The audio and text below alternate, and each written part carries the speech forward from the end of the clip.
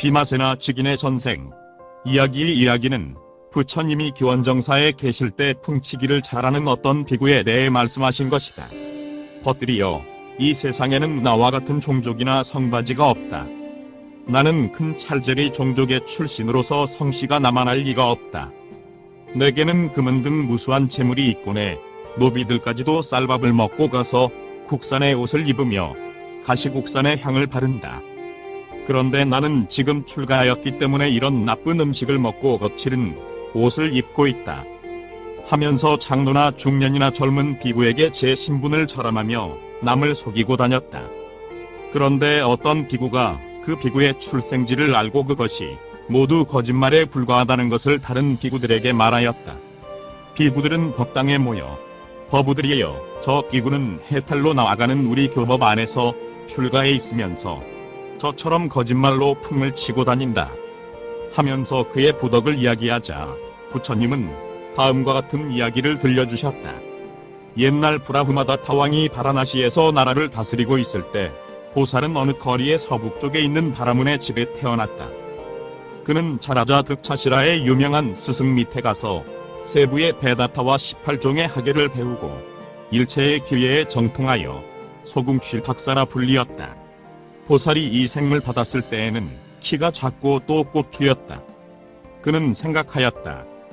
만일 내가 이 꼴로 어떤 왕에게 봉사하려 할 때에는 왕은 이런 조그만 사내가 무슨 일을 하겠는가고 생각할 것이다.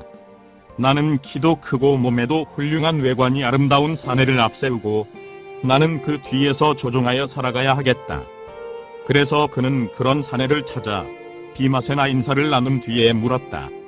당신 이름은 무엇입니까? 나는 비마세나라고 합니다.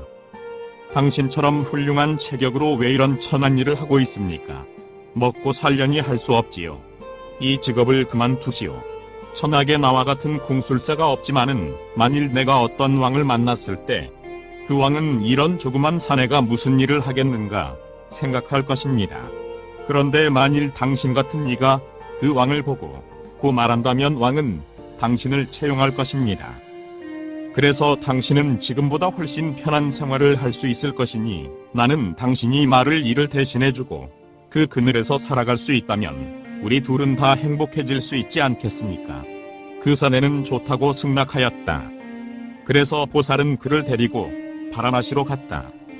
보살은 그를 소궁취로 만들고 그 제자가 되어 그를 앞세우고 왕궁 문 앞에 가서 왕과의 면회를 청하였다. 왕의 승낙을 받고 궁중에 들어가 왕에게 인사하고 서 있었다.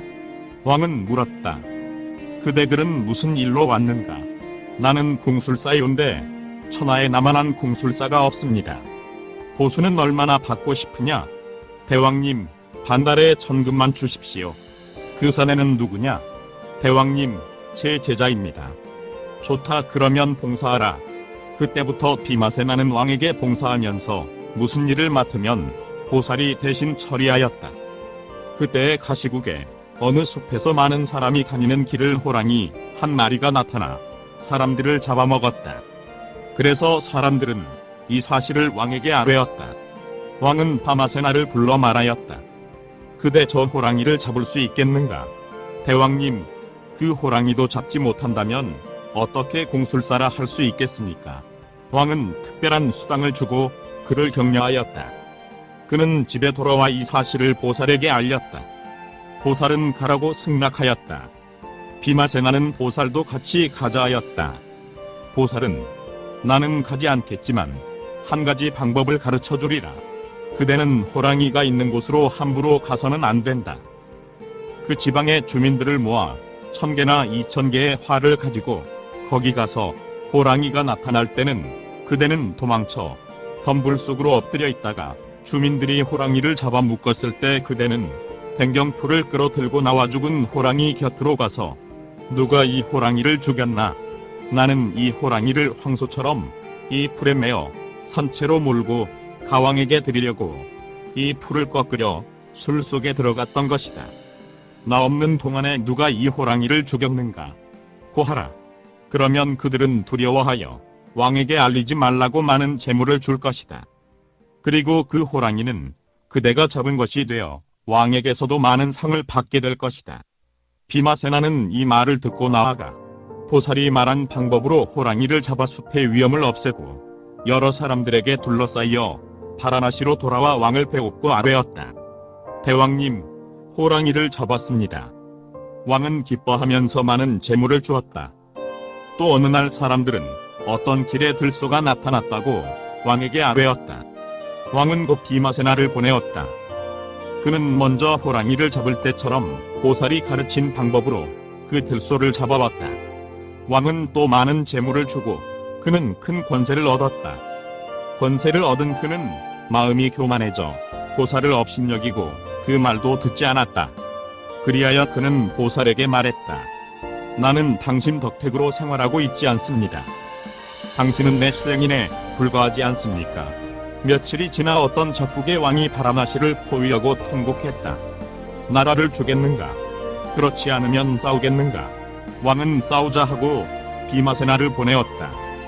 그는 충분히 무장하여 군복을 입고 또 무장한 코끼리를 타고 나섰다. 보살도 그를 걱정하여 충분히 무장하고 그 뒷자리에 앉았다.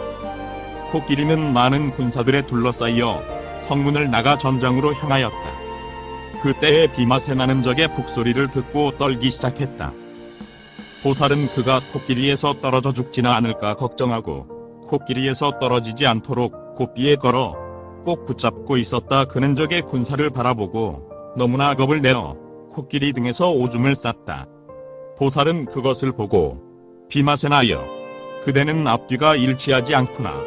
그대는 이전에는 용사와 같더니 지금은 코끼리 등을 더럽혀 놓았구나 하고 다음 개송을 읊었다. 전에는 너 장담하더니 지금은 너 오줌을 쌌구나. 비마세나여, 앞뒤가 맞지 않나니 용전한다 하더니 지금은 죽었구나. 보살은 이렇게 그를 비방하고 다시 자, 두려워할 것 없다.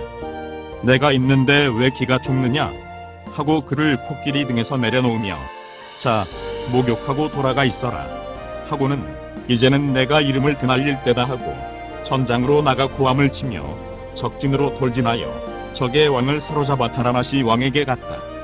왕은 기뻐하며 보살에게 큰 명예를 주었다. 그 뒤로 보살의 소궁취 박사라는 이름이 온 세계에 퍼졌다. 구독과 좋아요를 클릭해 주시면 불교 전파 및 불경 보급 사업에 많은 도움이 됩니다.